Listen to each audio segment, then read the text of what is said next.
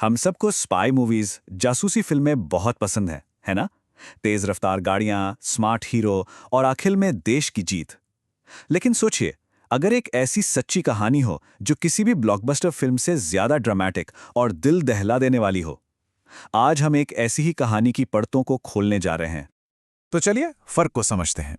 देखिए, एक तरफ है सिनेमा की चमचमाती दुनिया, जहां सब कुछ स्क्रिप्ट के हिसाब से होता है, हीरो हमेशा बच निकलता है।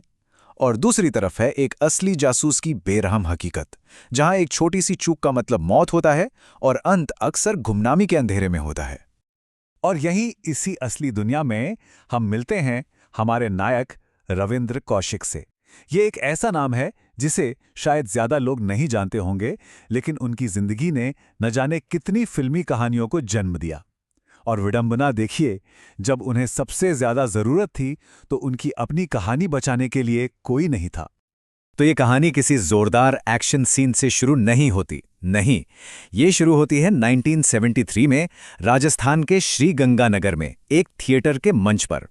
यहाँ हम एक नौजवान से मिलते हैं जिसकी एक्टिंग की कला ही उसकी सबसे बड़ी ताकत बनने वाली थी, और आखिर में उसका सबसे बड़ा अभिशाप भी।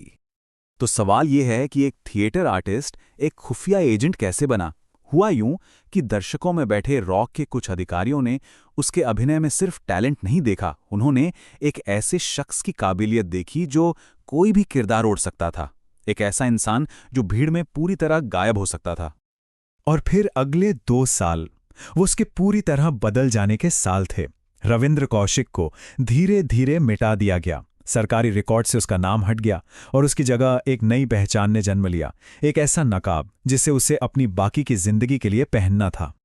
देखिए, ये ट्रेनिंग सिर्फ भाषा या भूगोल सीखने के बारे में नहीं थी। ये तो जैसे उसकी आत्मा को ही दोबारा लिखने जैसा था। उसे एक नई जुबान, एक नया मजहब, एक नया इतिहास, सब कुछ सिखाया गया। उसका कवर इतना पक्का होना था कि वो खुद भी अपनी पुरानी पहचान पर सवाल करने लगे। उनका मिशन सिर्फ बॉर्डर पार करना नहीं था, नहीं, ये उससे कहीं ज्यादा बड़ा और कहीं ज्यादा खतरनाक था। मिशन था दुश्मन देश के समाज का हिस्सा बनना और फिर उनकी सेना के दिल में अपनी जगह बनाना। और उन्होंने जो किया वो सच में अविश्वसनीय था। पहले कानून की पढ़ाई के लिए कराची यूनिवर्सिटी में एडमिशन लिया, फिर पाकिस्तानी सेना में भर्ती हो गए और धीरे धीरे तरक्की करते हुए मेजर की रैंक तक पहुंच गए। सोच सकते हैं, एक भारतीय जासूस दुश्मन की सेना में एक ऊंचे पद पर बैठा अधिकारी, ये अकल्पनीय था। और फिर 1979 से 1983 तक वो भारत के लिए एक बेशकीमती खजाना बन गए। उन्होंने पाकिस्तान से जो सैन्य जानकारी भेजी वो इतनी अहम थी कि उसने आने वाले कई सालों के लिए इस क्षेत्र में शक्ति का संतुलन ही बदल दिया। उनका भेजा हर संदेश सोने के बराबर था। उनका योगदान इतना बड़ा था कि उस वक्त की प्रधानमंत्री इंदिरा गांधी ने उन्हें खुद एक कोड नेम दिया, द ब्लैक टाइगर। ये सिर्फ एक नाम नहीं था, ये उनके साहस, उनकी चालाकी और देश के लिए उनके बेमिसाल बलिदान का सम्मान था। पर जासूसी की दुनिया में कामयाबी ज्यादा देर नहीं टिकती। 8 साल की बेदाग सेवा के बाद सिर्फ एक गलती, और उस एक गलती ने उनकी बनाई हुई पूरी दुनिया को तबाह कर दिया। तो सवाल उठता है कि आखिर गलती हुई कहां? इतना परफेक्ट ऑपरेशन अचानक से बिखर कैसे गया? जब सब कुछ ठीक चल रहा था तो ऐसा क्या हुआ? जवाब है एक जानलेवा गलती में। रॉ ने उनसे संपर्क करने के लिए एक दूसरे जूनियर एजेंट को भेजा जिसका नाम था इनायत मसीहा, लेकिन मसीहा पकड़ा गया और टॉर्चर के दौरान वो टूट गया और उसने वो नाम उगल दिया जिसे कभी नहीं बोला जाना चाहिए था, द ब्लैक टाइगर। और बस यहीं से कहानी एक बहुत ही दुखद मोड़ ले लेती है। फिल्मों की तरह कोई आखिरी मिनट में बचाने नहीं आया, कोई हैप्पी एंडिंग नहीं थी तो सिर्फ एक कठोर और बेरहम हकीकत। जरा उनके बलिदान के पैमाने को देखिए, ये चौंकाने वाला है। उन्होंने जितने साल एक एक्टिव जासूस के तौर पर बिताए, उससे 2 गुना समय, 16 साल, उन्होंने जेल की कोठरी में बिताए। पहले 2 साल भयानक यातना सहते हुए और फिर गुमनामी में सड़ते हुए। सोच से परे तकलीफें सहने के बावजूद द ब्लैक टाइगर कभी नहीं टूटा। उन्हें सालों तक सियालकोट और मियांवाली जैसी कुख्यात जेलों में रखा गया, लेकिन उन्होंने अपने देश का एक भी राज दुश्मन को नहीं बताया। अपने आखिरी सालों में उन्होंने किसी तरह अपने परिवार को एक खत पहुंचाया। उनके शब्द दिल तोड़ देने वाले थे।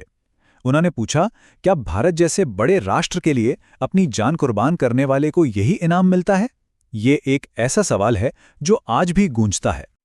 और यहाँ जासूसी का सबसे ठंडा, सबसे कठोर नियम काम करता है, विश्वसनीय इनकार। इसका मतलब है कि जिस देश के लिए उन्होंने अपना सब कुछ कुर्बान कर दिया, वो देश कभी भी आधिकारिक तौर पर यह मान ही नहीं सकता था कि वो उनके लिए काम करते थे।